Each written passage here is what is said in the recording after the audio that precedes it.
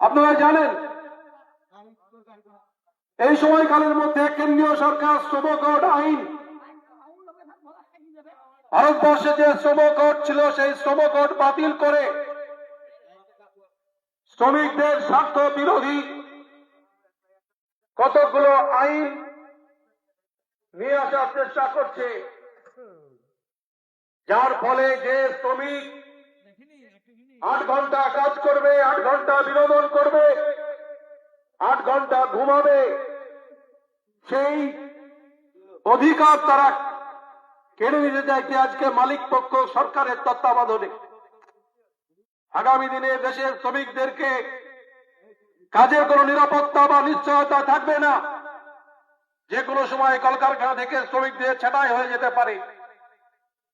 একই রকম ভাবে এই সময়কালের মধ্যে কেন্দ্রীয় সরকার ওয়াকফ আইন নতুন করে যে সংশোধনী আইন তৈরি করলেন, সেই আইনের মধ্যে দিয়ে আজকে মুসলমানদের ওয়াকফ সম্পত্তিকে দখল করার একটা চক্রান্ত শুরু হয়েছে।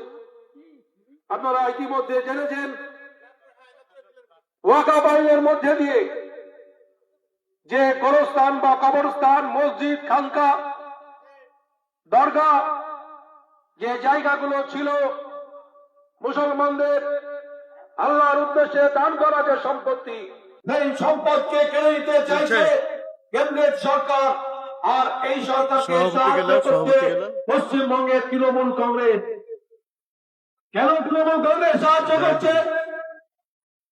আমরা বারবার বলবার চেষ্টা করেছি, পশ্চিমবঙ্গে যখন ওয়াকফ সংশোধন আইনের বিরুদ্ধে লাগাতার আন্দোলন তৈরি হচ্ছিল, ঠিক সেই সময়ে মুর্শিদাবাদের মাটিতে দাঁড়িয়ে রাজ্যের মুখ্যমন্ত্রী পরিষ্কার ভাবে বললেন ওয়াকফ আইন নিয়ে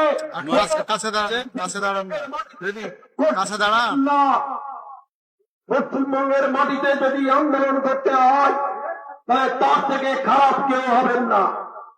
তিনি একথা বলেছিলেন, আজকে পশ্চিমবঙ্গে তিনি যদি বেঁচে থাকেন তাহলে ওয়াকফ আইন কার্যকরী হতে দেবেন না। আজকে আমাদের মনে সন্দেহ জাগে, তিনি বেঁচে আছেন কি? আজকে পশ্চিমবঙ্গে ওয়াকফ আইন কার্যকরী হচ্ছে। যে কবরস্থানে আপনার বাবা, আপনার দাদা, ঠাকুর দাদা যারা কবরস্থ হয়ে আছে, সেই ওয়াকফ কবরস্থান গুলো আজকে সরকারি 1 নম্বর খতিয়ানে চলে যাচ্ছে।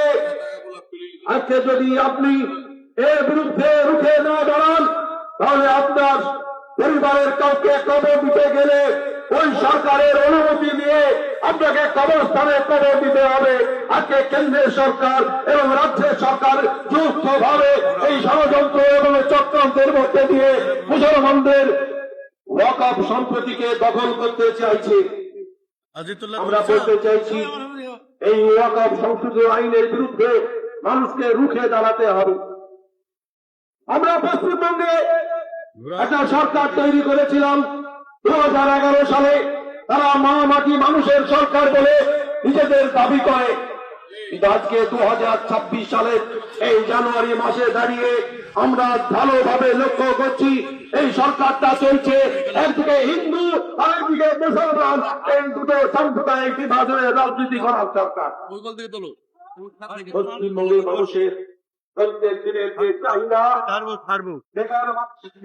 সব মানুষগুলোকে ঘুরাও কাজ নেই, কৃষক তার ফসল ফলাতে গিয়ে সার কিনতে পারছে না, কীটনাশক কিনতে পারছে না। প্রত্যেক দিনের এই চাহিদাগুলোকে, এই চাওয়াগুলোকে ভুলিয়ে দেওয়ার জন্য তারা একদিকে মন্দির আর একদিকে মসজিদের রাজনীতি শুরু করেছে। আচ্ছা, পশ্চিমবঙ্গের সরকার আপনার টাকা আমার টাকা দিয়ে দীঘায় জগন্নাথের ধাম তৈরি করলো।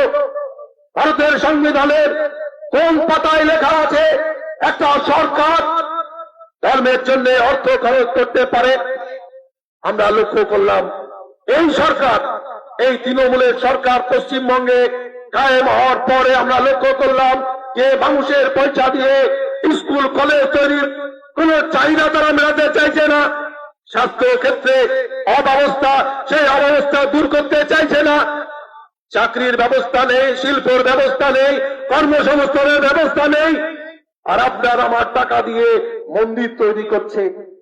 শুধু দীঘার জগন্নাথ ধাম নয়, আপনারা শুনলে অবাক হবেন, নিউ টাউনের দুর্গা মন্দির, দুর্গা উন্নয়ন কেন্দ্র, শিলিগুড়িতে মহাকাল মন্দির। আসলে মমতা ব্যানার্জিকে পশ্চিমবঙ্গের মানুষ মন্দির তৈরি করবার জন্য পাঠায়নি, মানুষের প্রত্যেক দিনের চাহিদা মেটানোর জন্য, গণতান্ত্রিক অধিকারকে রক্ষা করবার জন্য তাকে ওই চক্রে পাঠানো হয়েছিল। কিন্তু আমরা দেখছি না। আবার যখন এই মুর্শিদাবাদের আর একজন তৃণমূল কংগ্রেস, যার যিনি বিধায়ক হুমায়ুন কবির, যখন মসজিদ তৈরি করতে যাচ্ছেন, তখন তৃণমূল কংগ্রেস থেকে তাকে বহিষ্কার করছে।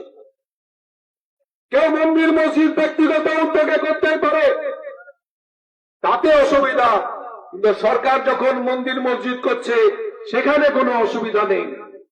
আমরা বলতে চাইছি, আপনাদের বুঝে নিতে হবে, আজকে পশ্চিমবঙ্গে হিন্দু এবং মুসলমানের মধ্যে যে মধুর সম্পর্ক, সেই সম্পর্ককে নষ্ট করছে কে বা কারা, আপনাদের বুঝে নিতে হবে।